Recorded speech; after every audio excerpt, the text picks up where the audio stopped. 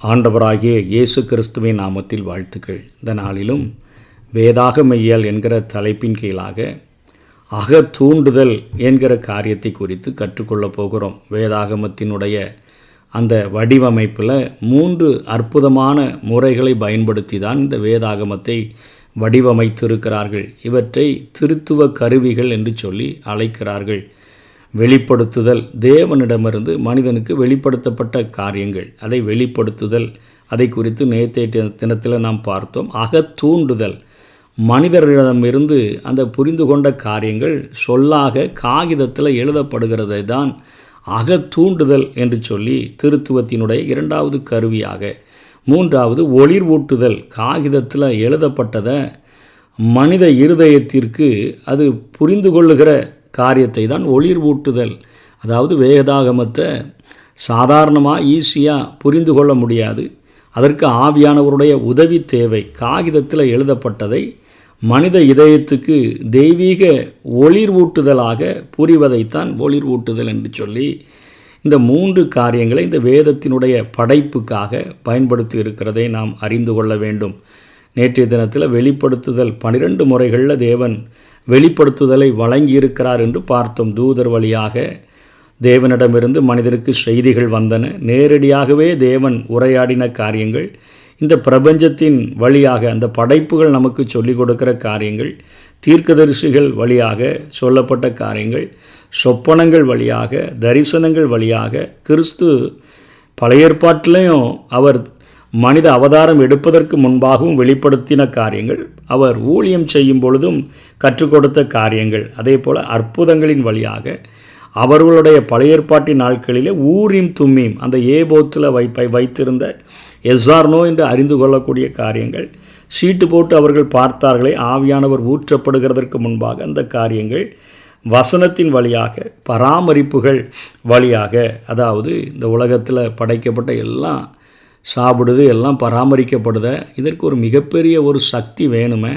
அப்படிங்கிற காரியத்தை புரிந்து கொள்ளுகிற வண்ணமாக இங்கே தேவன் மனிதனுக்கு காரியங்களை வெளிப்படுத்தி இருக்கிறதை குறித்து நேற்றைய தினத்தில் நாம் கற்றுக்கொண்டோம். இன்றைக்கு அகத்தூண்டுதல் என்று சொல்லி நம்ம கூறக்கூடிய காரியங்களை 2 தீமோத்தேயு 3வது அதிகாரம் 16வது வசனத்தில் நாம் பார்க்கிற போது, வேத வாக்கியங்கள் எல்லாம் தேவ ஆவியினால் அருளப்பட்டிருக்கிறது, தேவனுடைய மனுஷன் தேறினவனாகவும் எந்த நற்கிரியையும் செய்ய தகுதி உள்ளவனாகவும் இருக்கும்படியாக அவைகள் உபதேசத்துக்கும், கடிந்து கொள்ளுதலுக்கும், சீர்திருத்தலுக்கும், நீதியை படிப்பித்தலுக்கும் பிரயோஜனமுள்ளவைகளாய் இருக்கிறது என்று சொல்லி தீமோத்தேயுவுக்கு பவுல் எழுதுகிறார்.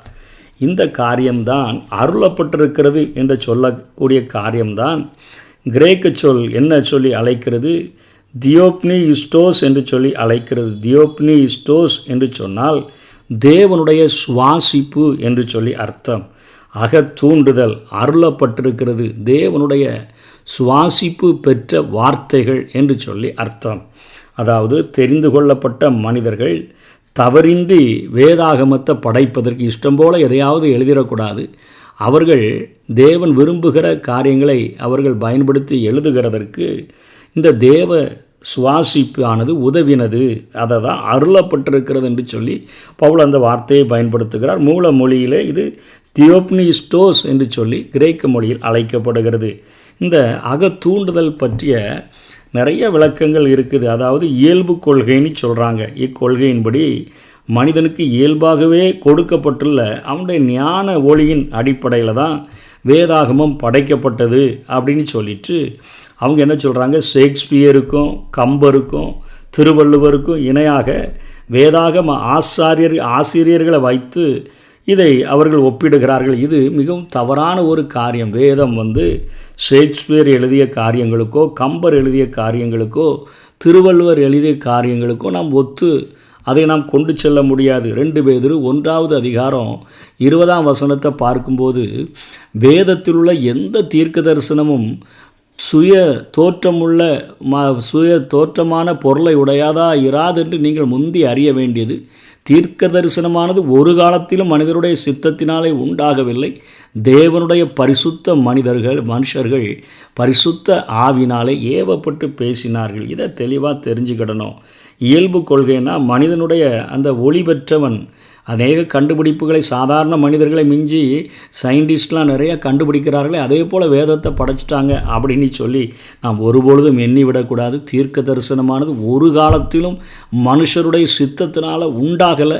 தேவனுடைய பரிசுத்த மனிதர்கள் பரிசுத்த ஆவினால தான் ஏவப்பட்டு பேசினாங்க. சிலர் சொல்கிறாங்க எந்திர கொள்கை. இந்த கொள்கையின்படி தேவன் வேதாகம எழுத்தாளர்களை ஒரு எந்திரம் போல் பயன்படுத்தினார். அதாவது அவர் அனைத்தையும் சொல்லி கொடுக்க தான் மனிதர்கள் எழுதினாங்கன்னு சொல்கிறாங்க. இங்கு மனிதனுக்கு எந்த சொல் சுதந்திரமும் இல்லை அப்படின்னு சொல்லுகிற கருத்துக்கள் காணப்படுகின்றன. இதுவும் தவறு. ஏன்னா வேதாகம அந்த நூல்களில் மொழி நடை வேறுபாடுகள் காணப்படுகின்றன. பவுல் ஒரு விதத்தில் நிருபங்களை எழுதுகிறார். பேதுரு தனக்கு தெரிந்த வார்த்தைகளை பயன்படுத்தி நிருபங்களை எழுதுகிறார். ஆனால் ஆண்டவருடைய காரியங்கள் கருத்துக்கள் ஆண்டவர் தெரிவிக்க வேண்டும் என்று சொல்லி நமக்கு அருளின காரியங்களை சரியாக எழுதியிருக்கிறாங்களே ஒழிய அந்த மொழியினுடைய நடை வேறுபடுகிறத நம்ம பார்க்க முடிகிறது.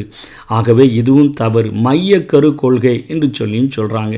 இந்த கொள்கையின்படி தேவன் எழுத வேண்டியதினுடைய மைய கருத்தை சொல்லிட்டாரு, மனிதர்கள் விருப்பம் போல் எழுதுனாங்க அப்படின்லாம் சொல்லக்கூடிய காரியங்கள். அதாவது இன்றைக்கு அநேக தவறான உபதேசங்கள் வருகிறதற்கான காரணமே இதுதான்.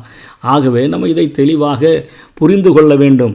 மத்தேயு 5வது அதிகாரம் 18ஆம் வசனத்தில் ஆண்டவர் சொல்கிறார், மையக்கருத்தை சொல்லிட்டு விருப்பம் போல் எழுதுனா ஆண்டவர் மலை பிரசங்கத்தில் இதை சொல்ல வேண்டியதில்லை. வானமும் பூமியும் ஒளிந்து போனாலும் நியாயப்பிரமாணத்தில் உள்ளதெல்லாம் நிறைவேறும் அளவும் அதில் ஒரு எழுத்தாகிலும் ஒரு எழுத்தின் உறுப்பாகிலும் ஒளிந்து போகாதென்று மெய்யாகவே உங்களுக்கு சொல்லுகிறேன் என்று சொல்லி ஆண்டவர் வாக்கு கொடுத்திருக்கிறபடினால இந்த இஷ்டம் போல எழுதக்கூடிய காரியங்கள் அல்ல.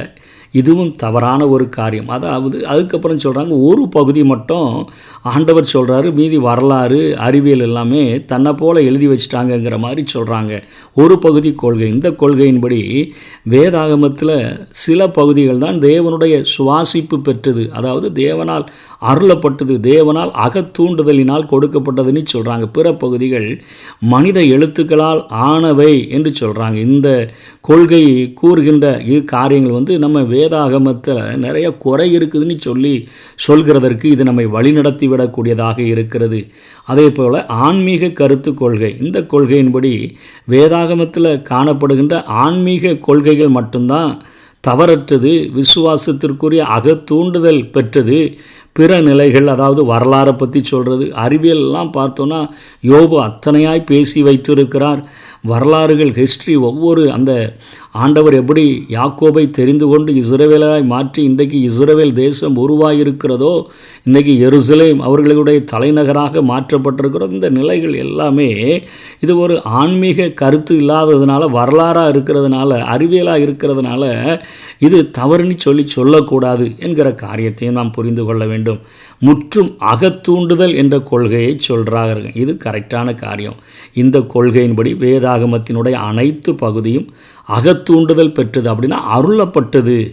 அதாவது பரிசுத்த ஆவியானவர் எழுத்தாளர்களின் மேல் ஆளுகை செய்து அவர்களது எழுத்து நடையை பயன்படுத்தி மிகவும் அற்புதமான ஒரு உயிருள்ள வேதாகமமாக அதை படைத்திருக்கிறார். வேதாகமத்தில் உள்ள ஒவ்வொரு வசனத்திலும் ஆண்டவராகிய அந்த இயேசு கிறிஸ்துவினுடைய ஜீவன் இருக்கிறது என்றே சொல்ல வேண்டும். ஒவ்வொரு வசனத்திற்கும் உயிர் இருக்குது.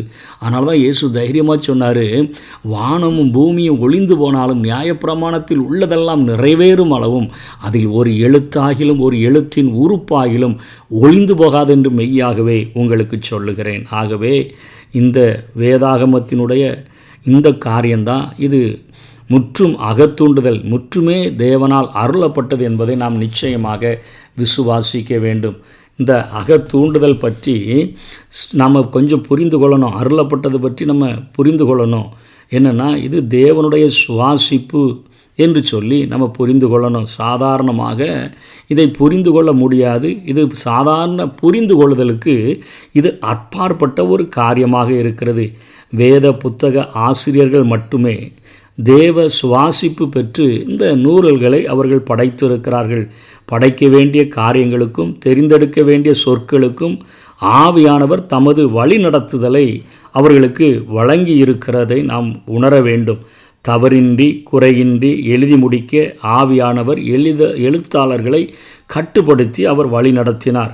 ஒவ்வொரு சொல்லிலும் அவற்றின் உறுப்பிலும் தேவனுடைய சுவாசிப்பின் உயிர் இருந்தது. அதை தான் நம்ம 2 தீமோத்தேயு 3:16 நம்ம பார்த்தோம். ஆகவே அவைகள் எல்லாமே தேவனுடைய ஆவியினால் அது நிச்சயமாக நம்ம அருளப்பட்டது என்பதை நாம் புரிந்து கொள்ள வேண்டும். அதே போல் 1 கொரிந்தியர் 2வது அதிகாரத்தில் 13ஆம் வசனத்தில் பார்க்கும் பொழுது, நாங்களோ உலகத்தின் ஆவியை பெறாமல் தேவனால் எங்களுக்கு அருளப்பட்டவைகளை அறியும்படிக்கு தேவனத்திலிருந்து புறப்படுகிற ஆவியே பெற்றோம். அவைகளாய் நாங்கள் மனுஷ ஞானம் போதிக்கிற வார்த்தைகளாலே பேசாமல் பரிசுத்த ஆவி போதிக்கிற வார்த்தைகளாலேயே பேசி ஆவிக்குரியவைகளை ஆவிக்குரியவைகளோடு சம்பந்தப்படுத்தி காண்பிக்கிறோம். ஆகவே இந்த காரியத்தை தான் நாம் தெளிவாக ஒவ்வொரு சொல்லிலும் அதனுடைய ஒவ்வொரு உறுப்பிலும் தேவ சுவாசிப்பினுடைய உயிர் இருக்கிறது என்கிற காரியத்தை நாம் நிச்சயமாக புரிந்து கொள்ள வேண்டும். வேதாகமத்தினுடைய மூல மொழிகளுக்கு தான் இந்த அகத்தூண்டுதல்கள் உண்டு. இன்றைக்கி நம்முடைய கரங்களில் இருக்கிற தமிழ் வேதாகமம் மொழிபெயர்க்கப்பட்ட ஒரு வேதாகமம்.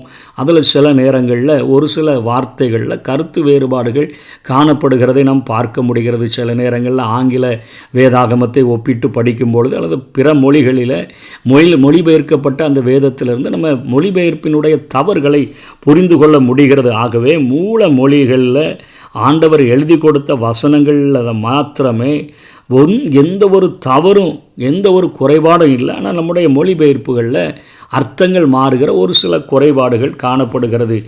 அதனைத் தொடர்ந்து அகத்தூண்டுதல் வேதாகமத்தினுடைய அனைத்து பகுதிகளுக்கும் சரிசம முக்கியத்துவத்தை அது அளிக்கக்கூடியதாக இருக்கிறது.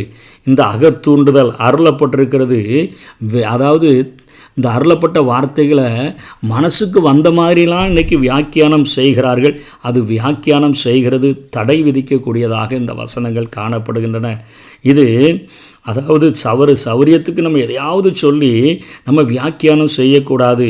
அதே போல் அகத்தூண்டுதலானது வேதாகம நூல்களுக்கு பிற நூல்கள் மேற்கோள்களை பயன்படுத்துவதை தடை செய்யலை அப்படின்னு சொல்லி நம்ம பார்க்குறோம். வேதாகம நூல்களுக்கு பிற அந்த நூல்களினுடைய மேற்கோள்களை அப்போஸ்தலரில் நம்ம பார்த்தோன்னு சொன்னால் 17வது அதிகாரத்தில் 28வது வசனத்தை நம்ம பார்க்கிற போது, ஏனெனில் அவருக்குள் நாம் பிழைக்கிறோம், அசைகிறோம், இருக்கிறோம், அப்படியே உங்கள் புலவர்களிலும் சிலர் நாம் அவருடைய சந்ததியார் என்று சொல்லி இருக்கிறார்கள். இதில் ஒரு சின்ன கம்பாரிசனை இங்கே கொடுக்கிறத நம்ம பார்க்கிறோம். ஆகவே அங்கே இருக்கக்கூடிய உங்களுடைய ஆட்களும் கூட இந்த காரியங்களை குறித்து சொல்லி இருக்கிறார்கள் என்கிற ஒரு கம்பாரிசனுக்கு இங்கே வேதம் அனுமதி கொடுக்கிறத நம்ம பார்க்கிறோம். தீத்து 1வது அதிகாரம் 12ஆம் வசனத்தில், கிரேத்தா தீவார், ஓயா பொய்யர், துஷ்ட மிருகங்கள், பெருவயிற்று சோம்பேறிகள் என்று அவர்களில் ஒருவனாகி அவர்கள் தீர்க்கதரிசியானவனே சொல்லியிருக்கிறான். கொஞ்சம் கம்பரிசன் கொடுக்கிறதை வேதம் அனுமதிக்கிறதை நம்ம பார்க்கிறோம். அதே போல் இயேசு கிறிஸ்துவின் சிலுவையின் மேல் எழுதப்பட்ட வாசகங்கள் இவைகளெல்லாம் நம்ம பார்க்கிறோம். இதற்கான சான்றுகள் என்பதை நாம் புரிந்து கொள்ளுகிறோம்.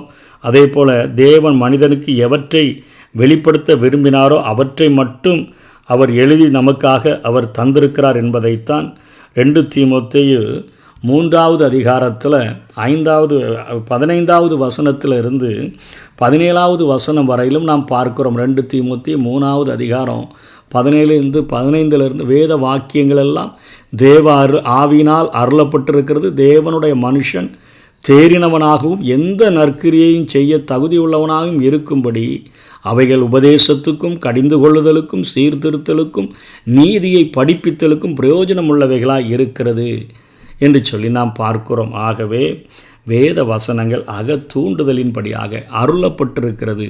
அதாவது கிரேக்க மொழியில் இருந்து எழுதப்பட்ட வார்த்தையின்படி தீமோத்தேயுக்கு எழுதும்போது அருளப்பட்டிருக்கிறது என்று சொல்லுகிறதை பார்க்கிறோம். அகத்தூண்டுதல்னால தான் எழுதப்பட்டது அப்படிங்கிறதற்காக ஆதாரங்கள் என்னென்னா, வேதாகமத்தில் வெளிப்படுத்தப்பட்டுள்ள இந்த தேவனுடைய பண்புகள் இந்த காரியங்களை நிரூபிக்கக்கூடியதாக இருக்கிறது. இப்போ ரோமருக்கு பவுல் எழுதும் பொழுது 3வது அதிகாரத்தில் 4வது வசனத்தில் என்ன சொல்கிறாரு? அப்படியாக்க மாட்டாது, நீர் உம்முடைய வசனங்களில் நீதிபரராய் விளங்கவும் உம்முடைய நியாயம் விசாரிக்கப்படும் பொழுது வெற்றி அடையவும் இப்படி ஆயிற்று என்று எழுதியிருக்கிறபடி தேவனே சத்தியபரர் என்றும் எந்த மனுஷனும் பொய்யன் என்றும் சொல்லுவோமாக. இது தேவனுடைய அந்த பண்புகளை வெளிப்படுத்தக்கூடிய வசனங்கள் மனிதர்கள் எழுதியிருந்தாங்கன்னா அதில் நிறைய கலப்படங்கள் இருக்கும், நிறைய பொய்கள் இருக்கும் என்கிற காரியத்தை நாம் புரிந்து கொள்ள முடிகிறது. ஆகவே இதில் நம்ம தெளிவாக ஆண்டவரே இந்த காரியங்களை அருளினார் என்பதில் தெளிந்த விளக்கமுடையவர்களாக நாம் இருக்க வேண்டும். அதே போல் யோவான் 17வது அதிகாரம் 17வது வசனத்தில் உம்முடைய சத்தியத்தினாலே அவர்களை பரிசுத்தமாக்கும், உம்முடைய வசனமே சத்தியம். ஆகவே தேவனால் அருளப்பட்ட வார்த்தைகள் என்று பார்க்கிறோம். வேதாகமத்தினுடைய சாட்சியை நம்ம பார்த்தோன்னா ஏசாயாவில் 1வது அதிகாரம் 2ஆம் வசனத்தில் ஏசாயா என்ன எழுதுகிறார்? வானங்களே கேளுங்கள், பூமியே செவிகொடு, கர்த்தர் பேசுகிறார். நான் பிள்ளைகளை வளர்த்து ஆதரித்தேன், அவர்களோ எனக்கு விரோதமாய் கலகம் பண்ணினார்கள். வேதாகமத்தினுடைய சாட்சி. அதே போல் வேதாகமத்தினுடைய ஒத்திசைவு, உபதேசத்தினுடைய தனித்தன்மை. அதாவது வேதாகமம் கூறுகிற தேவன், மனிதன், உலகம், பாவம், நியாய தீர்ப்பு, ரட்சிப்பு ஆகியவை குறித்த போதனைகள் வேதாகமத்தில் மாத்திரம்தான் காணப்படுகின்றன. வேதாகமம் தான் ஒன்றான மெய் தேவனை நமக்கு அடையாளப்படுத்தி கொடுக்கிறது. இது அருளப்பட்டது என்பதை நாம் புரிந்து கொள்ள வேண்டும். மனிதன் எப்படி உருவாக்கப்பட்டான், அவனுடைய பரிதாப நிலைமை என்ன, பாவத்தை செய்ததால் மனிதன் எத்தனையான கேடு அடைந்திருக்கிறான் என்கிற காரியம், இந்த உலகமானது பொல்லாங்கனுக்குள்ளே கிடக்கிறதுனால மனிதன் பாவத்தை தண்ணீரை போல குடிக்கிறான் என்கிற காரியங்கள், பாவத்தை குறித்த அந்த கொடுமையை, பாவத்தின் சம்பளம் மரணம், அவன் செய்கிறவனாயிருந்தால் நியாய தீர்ப்பின் நாளிலே ஒரு தரம் மரிப்பதும் பின்பு நியாய தீர்ப்படைவதும் மனுஷனுக்கு நீ நியமிக்கப்பட்டிருக்கிறது. அவனுக்கு ரட்சிப்பை வழங்கும்படியாக தேவன் மனித அவதாரம் எடுத்து கல்வாரி சிலுவையில் அவர் தன்னுடைய ஜீவனையே கொடுத்தார். பாவமறியாத அவர் பாவமாக மாற்றப்பட்டு மனிதனுடைய, உலகத்தில் உள்ள எல்லா மனிதனுடைய பாவங்களையும் அவர் மன்னித்து மீட்டெடுக்கும்படியாக ரட்சிப்பை ஏற்படுத்தினார். இந்த போதனைகள் எல்லாமே வேதாகமத்தில் மாத்திரம்தான் நாம் காணப்படுகிறதை பார்க்கிறோம். அதே போல் இயேசு கிறிஸ்துவை குறித்த அருமையான சாட்சியை வேதாகமம் கொடுக்கிறதை நாம் பார்க்கிறோம். நிறைவேறிய தீர்க்க தரிசனங்களை நம்ம பார்க்கிறோம். அகழ்வாராய்ச்சியெல்லாம் கண்டுபிடிச்சி இன்றைக்கும் நோவாவினுடைய பேழைகள் கண்டுபிடிக்கப்பட்டிருக்கிறதுன்னு சொல்லி உள்ளெல்லாம் தேடி ஆராய்ச்சி பண்ணுறாங்க. ஒரு விசை இந்த பூமி அழிக்கப்பட்டதற்கான காரணம் அந்த நோவாவினுடைய பேழை. நோவாவினுடைய பேழையில் ஆண்டவர் 8 பேரை மட்டும் பாதுகாத்து ஒவ்வொரு ஜோடி, அதே போல் எவ்வேறு ஜோடியாக ஒவ்வொரு மிருகங்களையும் எல்லாவற்றையும் பாதுகாத்தாரே. அதற்கான காரியங்கள் இன்றைக்கி அகழ்வாராய்ச்சியின் மூலமாக கண்டுபிடிக்கப்பட்டுள்ளன. இன்றைக்கு நிறைய மாற்றங்கள் நடக்கிறத மனிதன் இன்றைக்கி ஆன்மீக வாழ்க்கையில் மாற்றம் பெறுகிறான், பாவத்திலிருந்து மனம் திரும்புகிறான், கலாச்சாரத்தில் நிறைய மாற்றங்கள் நடக்குது. இவைகள் எதனால் நாம் மாற்றங்கள் நடக்குதுன்னா தேவன் அருளின வார்த்தைகள், தேவனால் அருளப்பட்ட வார்த்தைகள் மனிதனுக்குள்ளாக மாற்றங்களை உண்டு பண்ணுகிறதிலிருந்து நாம் தெளிவாக தெரிந்து கொள்ள முடியும். அதே போல் வேதாகமும் பத்திரமாக இவ்வளவு நாட்கள் அவைகள் பாதுகாக்கப்பட்டு வைக்கப்பட்டிருக்கிறது. பல நூற்றாண்டுகளாக நிலை நிற்கின்ற இந்த வேதாகமம் இதுவரையிலும் பத்திரமாக பாதுகாக்கப்பட்டு வருகிறதுனால இன்றைக்கு ஒரு மிகப்பெரிய வல்லமையான தேவன் தானால் தன்னுடைய வெளிப்பாடுகளை மனிதனுக்கு கொடுத்து அவனுடைய உள்ளத்தில் ஒரு தூண்டுதலை ஏற்படுத்தி புத்தகத்தில் வார்த்தைகளினால் எழுதி இன்றைக்கு அதை படிக்கிறவர்களுடைய உள்ளத்தில் ஒரு ஒளிர்வூட்டுதலை, ஒரு வெளிச்சத்தை கொடுத்து மனிதனுடைய நிர்பந்தமான நிலைமையை அவன் புரிந்து கொண்டு நான் இந்த பாவத்தில் நிலைத்திருந்தேன் என்று சொன்னால் நான் ஒரு தரம் மறிக்கிறது உண்மைதான், பின்பு நியாய தீர்ப்பு அடைவதற்கு நான் நிற்கணுமே, என்னுடைய சரீரம் ஒரு விதையை போல அழிவில்லாததாக இருக்கிறது, ஒன்று நித்திய நரகத்துக்கு நான் செல்லணும், இல்லைனா நித்திய காலமாய் அவரோடு கூட வாழ்கிற ஒரு வாழ்க்கைக்கு செல்லணுமே என்கிற ஒரு வெளிச்சத்தை கொடுத்து ஒரு தூண்டுதலை கொடுத்து இருளின் அதிகாரத்தினின்று அவனை விடுதலையாக்கி அவருடைய அன்பின் குமாரனுடைய ராஜ்யத்திற்கு உட்படுத்துகிறதற்கு இந்த வசனம் ஒன்றே அது போதுமானதாக இருக்கிறது. மாற்றங்களை கொண்டு வருகிறது மனிதனுக்குள்ளாக, கலாச்சாரத்திற்குள்ளாக. இன்றைக்கு மாற்றங்கள் அநேகம் நிகழ்கிறதற்கு காரணம் இந்த வசனங்கள் தேவனால் அருளப்பட்டவைகள் என்பதை நாம் நிச்சயமாக இவைகளிலிருந்து தெரிந்து கொள்ள முடிகிறது. ஒளிர்வூட்டுதல் என்கிற காரியத்தை நம்ம பார்த்தோன்னா வேதாகம வசனங்களை மனிதன் புரிந்து கொள்ள ஆவியானவர் தான் உதவி செய்யணும். வேதாகமத்தை எழுத அகத்தூண்டுதலை வழங்கியவர், அதாவது ஆண்டவர் அவர்களுக்கு உற்சாகப்படுத்தி தவறில்லாமல் எழுத வைத்தவர். இப்போ வேத வசனத்தை வாஞ்சிக்கிறவர்களும் அந்த காரியங்களை புரிந்து கொள்ளுகிறதற்கு ஆவியானவர் உதவி செய்கிறார். அந்த காரியத்தின்படி தான் இன்றைக்கு நம்ம ஆவியானவரை உதவியை பெற்றுக்கொண்டு நம்ம மனம் திரும்புகிறோம், நம்ம ரட்சிக்கப்படுகிறோம், நம்ம ஆன்மீக வளர்ச்சி அடைகிறோம், ஆன்மீக குருட்டாட்டம் நம்மை விட்டு ஒளிந்து போகிறது. இவைகளை எல்லாம் நம்ம பவுல் அப்போஸ்தலன் எழுதுகிற காரியங்கள்லேருந்தெல்லாம் பார்த்து கொள்ளலாம். அக்கிரமங்களினாலும் பாவங்களினாலும் இருந்த நம்மை ஆண்டவர் உயிர்ப்பித்தார். அதாவது நம்மிடத்தில் கீழ்ப்படியாமையின் ஆவி கிரியை செய்தது. இப்பொழுது ஆண்டவர் நம்மை அதிலிருந்து விடுதலை பண்ணி உன்னதங்களில் அவரோடு கூட நம்மை உட்கார பண்ணி இருக்கிறார். இன்றைக்கு மனிதர்கள் எல்லாம் இன்றைக்கி அநேக காரியங்களை பார்க்குறாங்க. நாள் பார்க்கிறது, நட்சத்திரம் பார்க்கிறது, குறி கேட்கிறதும் அநேக காரியங்களை பார்க்கிறார்கள். ஆண்டவர் நம்மை இவைகள் எல்லாவற்றிற்கும் மேலாக கிரகங்களும் நட்சத்திரங்களும் நம்மை ஆளாதபடி அவைகளுக்கு மேலாக உயர்த்தி உன்னதங்களில் நம்மை உட்கார வைத்திருக்கிறபடினால எல்லாம் என்னுடைய பாதங்களுக்கு கீழே எதுவுமே என்னை பாதிக்க முடியாது. என் ஆண்டவராகிய இயேசு கிறிஸ்து ஒருவரே என்னை வழிநடத்த முடியும். என்னை ஆட்கொண்டவரும் நான் சேவிக்கிறவருமாகிய கர்த்தர் ஒருவரே என்னை பாதுகாத்து பராமரிக்க முடியும் என்கிற ஒரு ஒளிர்வூட்டுதலை ஒவ்வொரு மனிதனுக்கும் இந்த வேதம் தரக்கூடியதாக இருக்கிறது. நாளைய தினத்தில் மீதி காரியங்களை கற்றுக்கொள்வோம். கர்த்தர் தாமே நம்மை ஆசீர்வதிப்பாராக. ஆமென்.